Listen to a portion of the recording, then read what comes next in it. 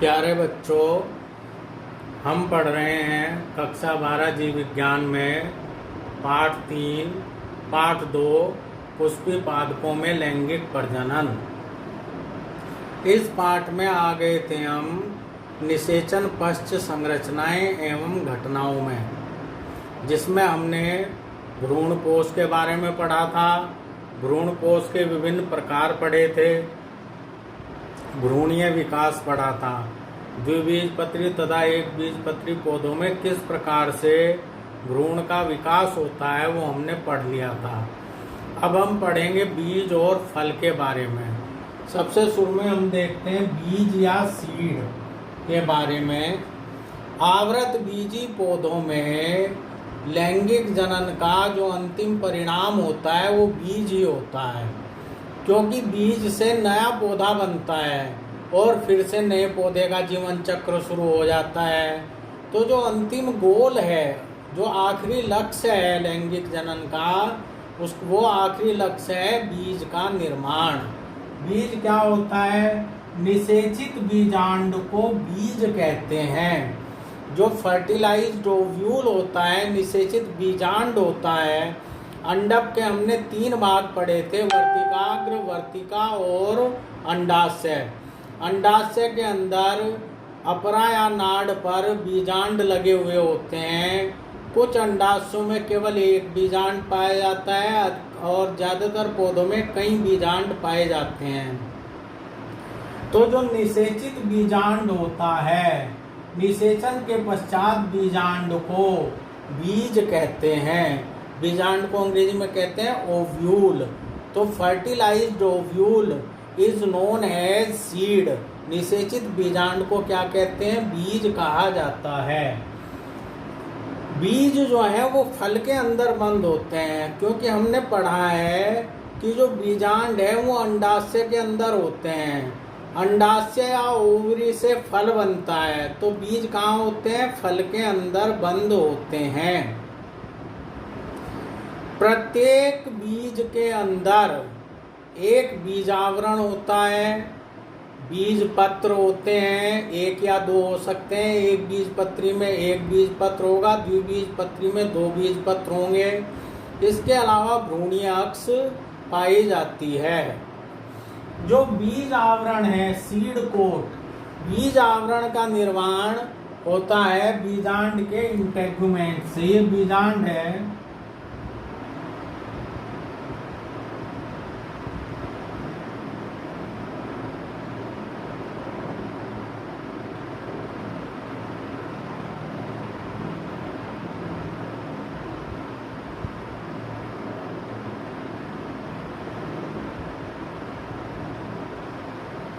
ये इसका बाह्य अध्यावरण,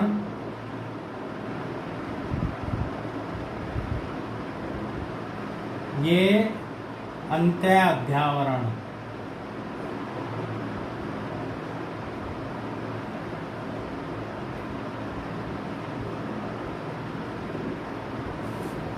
ये है बीजांड।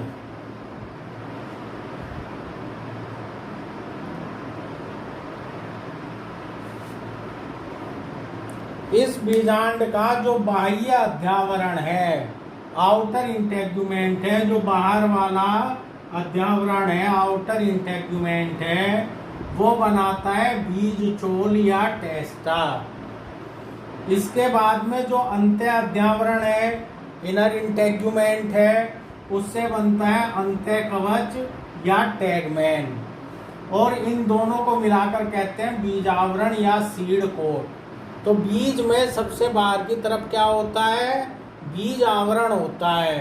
बीज आवरण में 2 परतें होती हैं। जो बाहरी परत होती है उसे कहते हैं बीज चोल या टेस्टा। इसका निर्माण होता है बाह्य अध्यावरण से, आउटर इंटेगुमेंट से। जो अंदर की परत होती है उसे कहते हैं अंत्य कवच या टैगमैन। इसका निर्माण होता है अंत्य अध्यावरण, इनर इंटेगुमेंट से। बीजांड के अंदर जो हाइलम होता है, माइक्रोपाइल,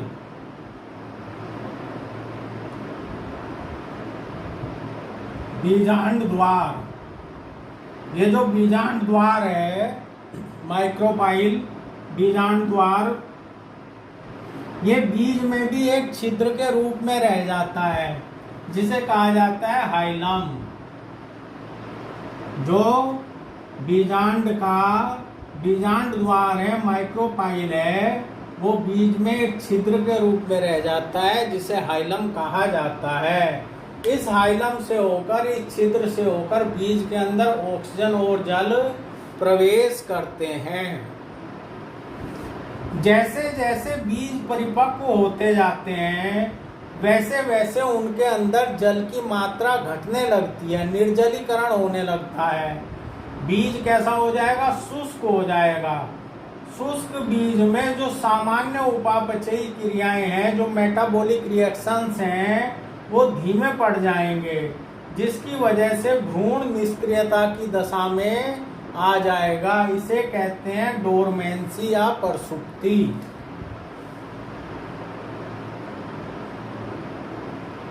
डोरमेंसी या प्रसुप्ति। तो अभी तक हमने क्या पढ़ा? बीज क्या होता है? बीज जो है निषेचित बीजांड, फर्टिलाइज्ड ओव्यूल होता है। बीजांड का जो बाह्य अध्यावरण होता है, आउटर इंटेग्यूमेंट होता है, वो निर्माण करता है बीज चोल का, टेस्टा का। और बीजांड का जो अंत्याध्यावरण, इनर इंटेग्यूमेंट होता है, उससे बनता है अंत्य कवच या टैगमेन। बीज चोल और अंत्य कवच को मिलाकर कहते हैं बीज आवरण। बीज के अंदर भ्रूण पाया जाता है। भ्रूण में भ्रूणीय अक्ष होती है तथा साथ में बीज पत्र जुड़े हुए होते हैं। बीज पत्र एक हो सकता है या दो हो सकते हैं। एक बीजपत्री पौधों में एक बीज पत्र होगा, द्विबीजपत्री पौधों में दो बीज पत्र होंगे। जो बीजांड का माइक्रोपाइल बीजांड द्वार होता है, जो ये छिद्र होता है, बीज में भी एक छिद्र के रूप में प्रेजेंट होता है, उपस्थित होता है, जिसे हाइलम कहते हैं। इससे होकर के बीज में ऑक्सीजन और जल प्रवेश करते हैं।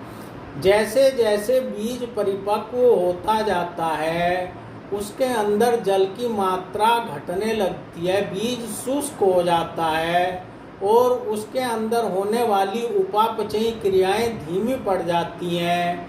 अर्थात बीज निष्क्रियता की अवस्था में, जो भ्रूण है वो निष्क्रियता की अवस्था में आ जाता है। इसे कहते हैं प्रसुप्ति। जब बीज को उपयुक्त तापक्रम, ऑक्सीजन और नमी यानी कि जल मिल जाते हैं तो उसका अंकुरण हो जाता है। अंकुरण के लिए तीन चीजें चाहिए: उपयुक्त मात्रा में ऑक्सीजन, नमी यानी कि जल, और तीसरी चीज है उपयुक्त तापक्रम। ये तीनों मिलने पर बीज का अंकुरण हो जाता है। बीज को दो प्रकार के बीज होते हैं।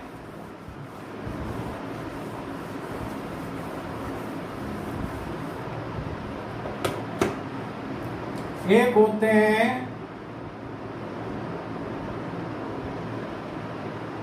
अभ्रूणपोषी,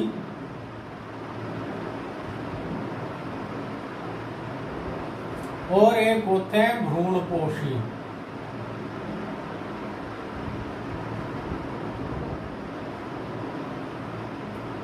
एंडोस्पर्मिक।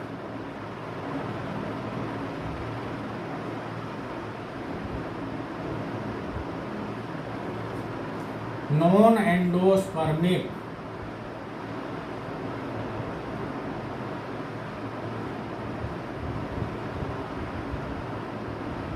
भ्रूणपोषी को एल्ब्यूमिनियस भी कहते हैं। एल्ब्यूमिनियस।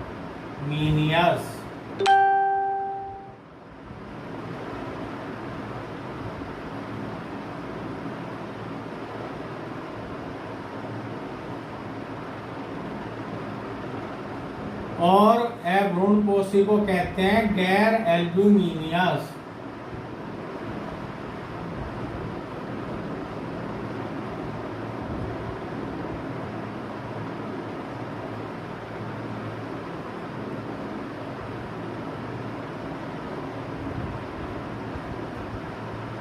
X albuminous.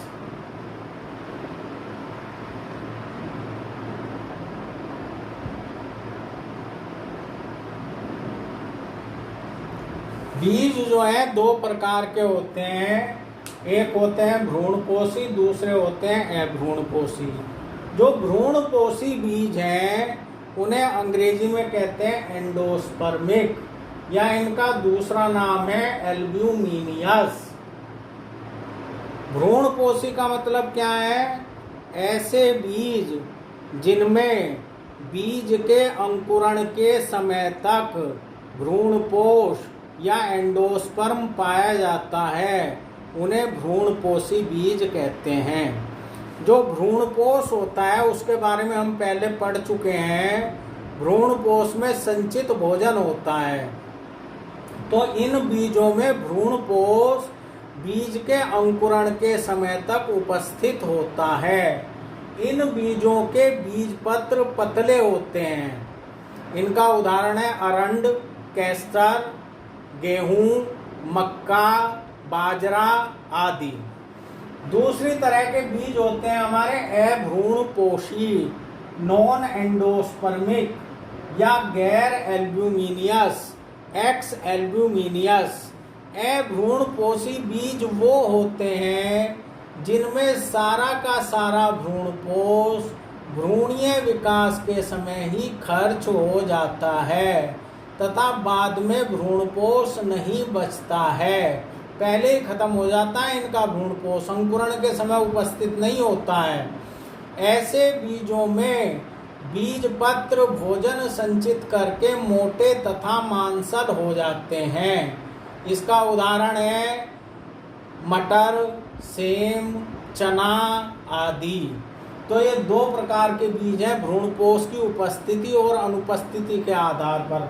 अगर बीज के अंकुरण के समय बीज में भ्रूणपोष है तो भ्रूणपोषी, इनके बीजपत्र पतले होंगे। अगर बीज के अंकुरण के समय बीज के अंदर भ्रूणपोष नहीं है, इन्हें कहेंगे अभ्रूणपोषी, इनके बीजपत्र मोटे होते हैं। कुछ बीजों में जो बीजांडकाय या न्यूसेलस होता है वो भी अवशेष के रूप में पाया जाता है। ऐसे बीजों को कहते हैं पेरिस्पर्मिक।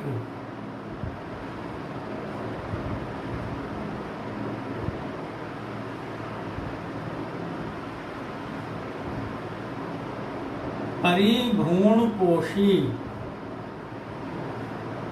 अगर बीज के अंदर बीजांडकाय भी अवशेष के रूप में मौजूद हो तो ऐसे बीजों को कहते हैं पेरिस्पर्मिक, यानी कि परिभ्रूणपोषी। जो अवशेष बीजांडकाय है उसे कहेंगे पेरिस्पर्म। ठीक है, तो ये बीज के बारे में था। अब हम पढ़ेंगे फल या फ्रूट के बारे में। निषेचन के पश्चात परिपक्व अंडाशय, मैच्योर ओवरी को फल कहा जाता है। यानी कि जो अंडाशय होता है अंडक का, वो काहे में बदल जाता है? फल में बदल जाता है। अंडाशय की जो भित्ति होती है, जो दीवार होती है ओवरी वाल, वो बदल जाती है फल भित्ति, फल की दीवार में।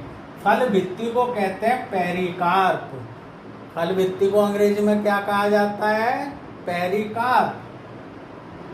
कुछ फल गूदेदार होते हैं, जैसे आम, अमरूद, संतरा आदि। ऐसे फलों को कहते हैं मांसल फल या गूदेदार फल या फ्लैशी फ्रूट्स। जबकि कुछ फल शुष्क होते हैं, ऐसे फलों को कहते हैं शुष्क फल या ड्राई फ्रूट्स। ड्राई फ्रूट्स में हमारे जैसे सरसों, इसके अलावा मूंगफली आदि आते हैं। तो फल का निर्माण किससे होता है? अंडाशय से। अंडाशय की भित्ति या दीवार क्या बनाती है? फल की भित्ति या दीवार बनाती है, पेरिकार्प बनाती है। कुछ फल गूदेदार होते हैं जिन्हें फ्लैशी फ्रूट्स कहते हैं।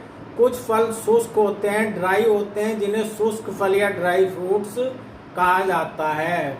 अधिकांश फल अपने अंदर बीजों को परिक्षेपण के लिए, प्रकीर्णन के लिए कुछ कार्य युक्तियां विकसित कर लेते हैं। बीजों के बिखराव के लिए, प्रकीर्णन के लिए, फैलाव के लिए कुछ फलों में स्पेशल संरचनाएं पाई जाती हैं। इसके बाद में हम देखते हैं कि जैसे जैसे पुष्प से फल का निर्माण होता है, वैसे वैसे पुष्प के बाह्य दल, सेपल्स, दल, पेटल्स, पुंकेसर, स्टेमन, वर्तिकाग्र, स्टिग्मा और वर्तिका स्टाइल सूख करके झड़ जाते हैं। फल दो प्रकार के होते हैं। एक होते हैं सत्य या यथार्थ या वास्तविक फल, ट्रू फ्रूट्स। ये हैं ट्रू फ्रूट्स। आभासी फल दूसरे, इन्हें कहते हैं फॉल्स फ्रूट्स। दो प्रकार के फल होते हैं विकास के आधार पर। जो फल केवल अंडाशय से विकसित होते हैं, ओवरी से विकसित होते हैं, उन फलों को सत्य फल या यथार्थ फल या वास्तविक फल, ट्रू फ्रूट्स कहा जाता है, जो केवल ओवरी से बनते हैं, अंडाशय से बनते हैं। जिन फलों के निर्माण में अंडाशय के अलावा पुष्प का अन्य हिस्सा भी भाग लेता है, उन्हें कहते हैं आभासी फल या फॉल्स फ्रूट्स। जैसे कुछ फलों के निर्माण में अंडाशय के साथ साथ पुष्प का पुष्पासन, थैलेमस भी भाग लेता है। इसके उदाहरण हैं सेब, रसभरी या स्ट्रॉबेरी। इसके अलावा अखरोट। इनमें केवल अंडाशय से ही नहीं बनता फल, अंडाशय के साथ साथ पुष्प का पुष्पासन भी फल निर्माण में भाग लेता है। तो ऐसे फलों को कहते हैं आभासी फल। जो केवल अंडाशय से बनते हैं वो होते हैं सत्य या यथार्थ या वास्तविक फल। हमने सत्य फल और आभासी फल के बारे में जाना। इसके अलावा एक बात और फलों में आएगी, कुछ फलों का निर्माण बिना निषेचन के ही हो जाता है। ऐसे फलों को कहते हैं अनिषेक जनित फल, पार्थिनोकार्पिक फ्रूट्स। अगर फल का निर्माण बिना निषेचन के होता है तो ऐसे फलों को क्या कहेंगे? अनिषेक जनित फल, पार्थिनोकार्पिक फ्रूट्स। और इस घटना को कहते हैं अनिषेक फलन, पार्थिनोकार्पी। इसका उदाहरण है केला। ऐसे फल प्राय बीज रहित होते हैं। जो बिना निषेचन के फल बनते हैं अनिषेक फलन के द्वारा, वो फल प्राय बीज उनमें नहीं पाए जाते हैं। जैसे इसका उदाहरण है केला। अब हम आगे का हिस्सा पढ़ेंगे। इसमें जो बीज है, सीड, वो आवृत बीजी पौधों को अनेक लाभ प्रस्तावित करते हैं। बीज बनने के आवृत बीज पौधों में बहुत से लाभ होते हैं। जैसे पहला, जबकि इन पौधों में प्रजनन की प्रक्रिया यानी कि परागण और निषेचन प्राय जल से स्वतंत्र है, अतः बीज की रचना काफी निर्भरतापूर्ण है। तो पहला जो लाभ है वो ये है कि बीज की रचना काफी निर्भरतापूर्ण है। दूसरी बात, बीजों में नए आवासों में प्रसारण हेतु बेहतर अनुकूलित रणनीतियां पाई जाती हैं। यानी कि बीजों में ऐसी रचनाएं पाई जाती हैं जिससे वे एक स्थान से अन्य दूसरे स्थानों पर भी जा सकें, ताकि किसी विशेष पौधे की जाति एक ही स्थान पर ही ना रहे, अलग अलग क्षेत्रों में बच सके। तो बीजों में प्रकीर्णन के लिए प्रकीर्णन या परिक्षेपण, डिस्पर्सल, बीजों का फैलाव इसलिए जरूरी है ताकि एक ही जगह ना उग जाए सारे बीज। एक ही जगह सारे बीज उगेंगे, वे पौधे उगेंगे, उनमें कंपटीशन होगा, उनमें प्रतिस्पर्धा होगी। इस प्रतिस्पर्धा से बचाने के लिए बीजों के अंदर कुछ ऐसी युक्तियां विकसित हो जाती हैं, कुछ ऐसी रणनीतियां विकसित हो जाती हैं कि वो अलग अलग क्षेत्रों में प्रसारित हो जाते हैं और कोई विशेष जाति अलग अलग क्षेत्रों में फैल जाती है।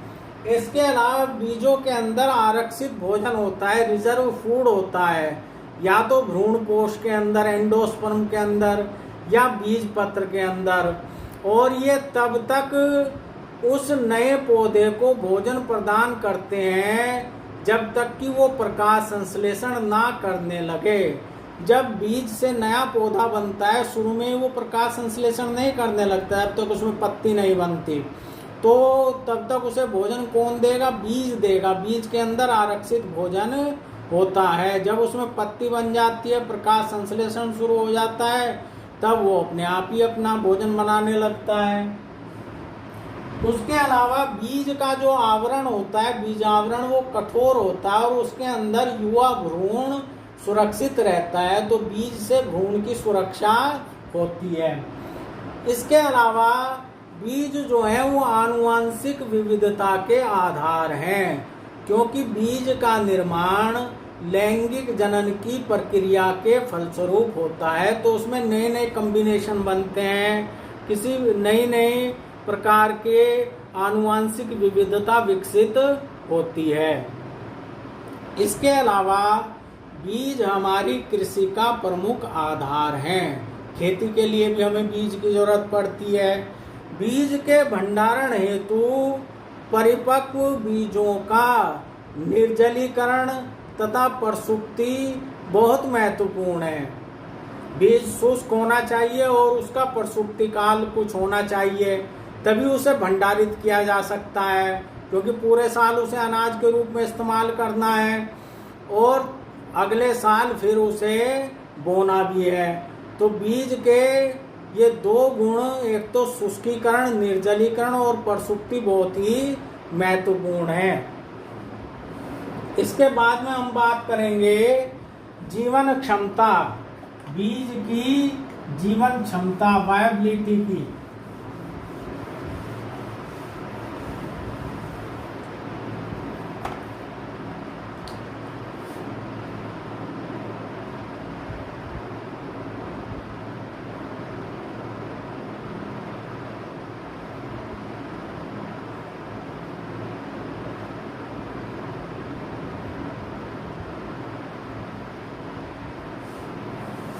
बीज जो है बनने के बाद में उनका प्रकीर्णन होता है या परिक्षेपण होता है, फैलाव होता है। उस परिक्षेपण या प्रकीर्णन के बाद बीज जितनी दिन तक जीवित रहता है, वो अवधि उसकी जीवन क्षमता या वायबिलिटी कहलाती है। प्रकीर्णन के पश्चात बीज की जो आयु होगी, जितने दिन वो जीवित रहेगा, वो उसकी जीवन क्षमता कहलाती है। भिन्न भिन्न जाति के पौधों के बीजों की जीवन क्षमता भिन्न भिन्न होती है। ज्यादातर पौधों की जो बीज हैं, उनकी जीवन क्षमता कई वर्ष होती है। कुछ ऐसे भी उदाहरण मिले हैं, जैसे एक उदाहरण है ल्यूपाइन का।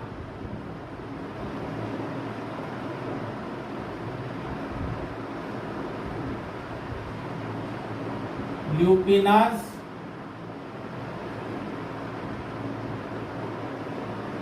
आर्कटिकस।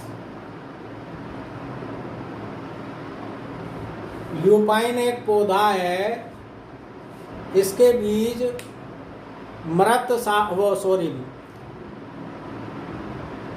जो एंटार्कटिक टुंड्रा क्षेत्र है उससे प्राप्त हुए थे। जो ल्यूपाइन है उसके बीज कहाँ मिले थे? आर्कटिक टुंड्रा में।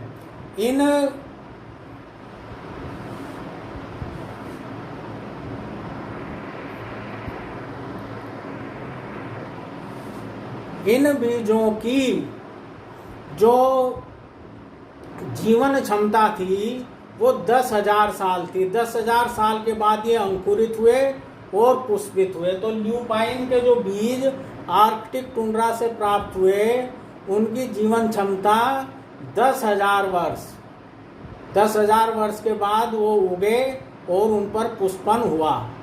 इसी तरह से एक उदाहरण है खजूर का।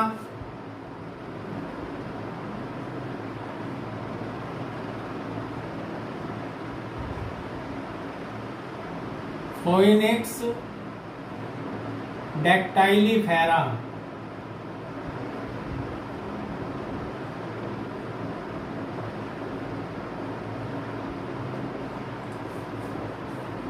मृत सागर के पास से किंग हेरोल्ड के महल की पुरातत्व खुदाई में इसके खजूर के बीज प्राप्त हुए।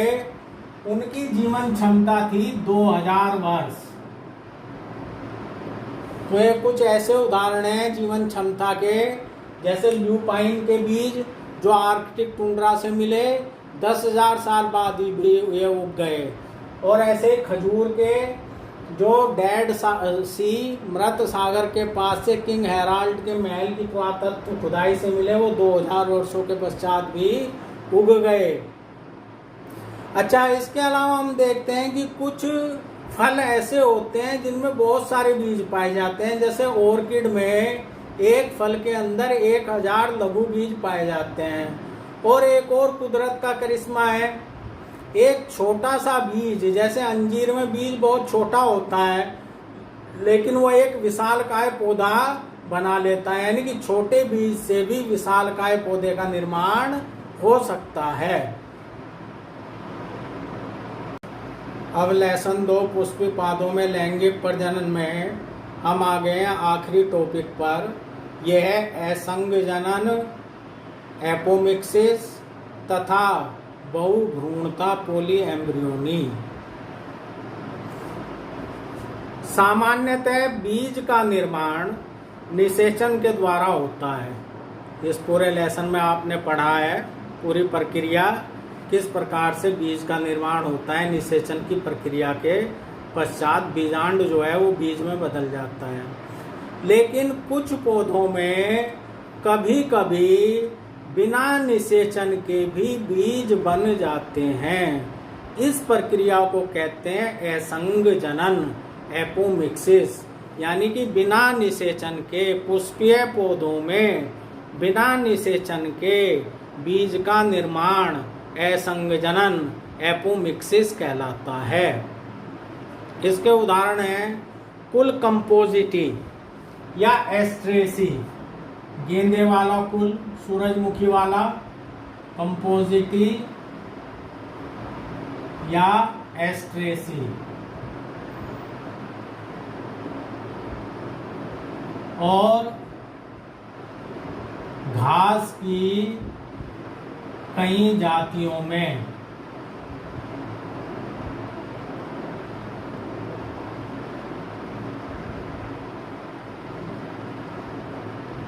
जो सूरजमुखी और गेंदे वाला कुल है, कंपोजिटिया एस्ट्रेसी, और घास की कुछ जातियों में बिना निषेचन के ही बीज का निर्माण हो जाता है। इसे कहते हैं असंगजनन।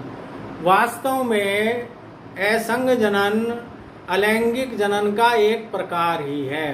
ये सेक्सुअल रिप्रोडक्शन में भी हम देखते हैं बिना निषेचन के ही नया पौधा बनता है। यहाँ भी बिना निषेचन के बीज बन रहा है, उससे नया पौधा बनता है। तो ये एक प्रकार का अलैंगिक जनन ही है जो लैंगिक जनन का अनुहारक है, लैंगिक जनन की कॉपी करता है, उसकी मिमिक्री करता है।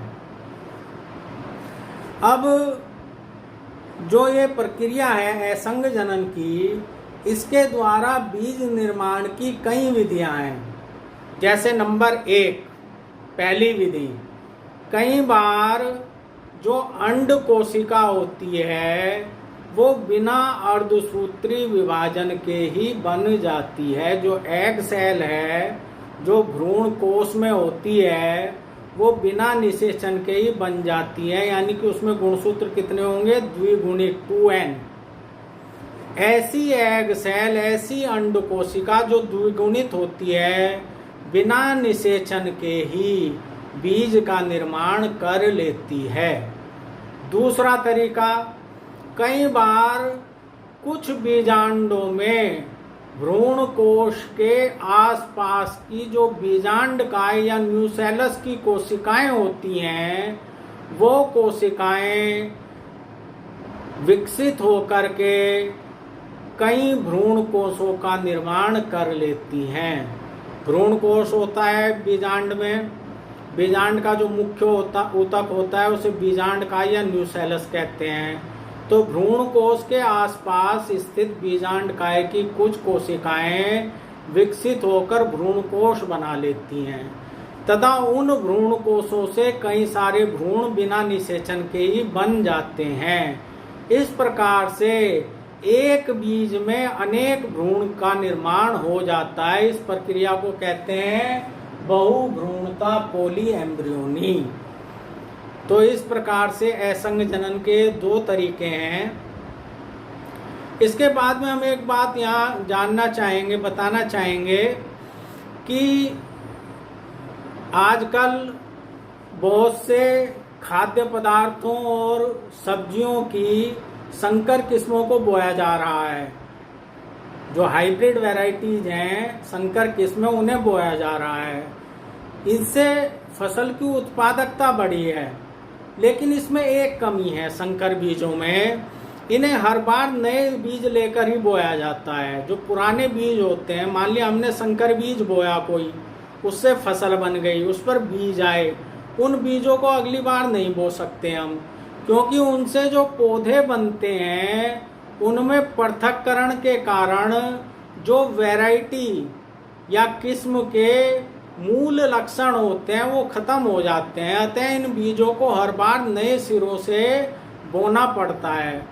इस पृथक्करण की समस्या से निपटने का हमारे पास साधन है असंग जनन, एपोमिक्सिस। एपोमिक्सिस के द्वारा हम जो संकर किस्में हैं उन्हें भी बार बार बीजों का प्रयोग करके उगा सकते हैं। इससे जो किसान हैं उन्हें बार बार नए बीज लेने की जरूरत नहीं पड़ेगी, वो पुराने बीजों से ही बार बार काम चला सकते हैं।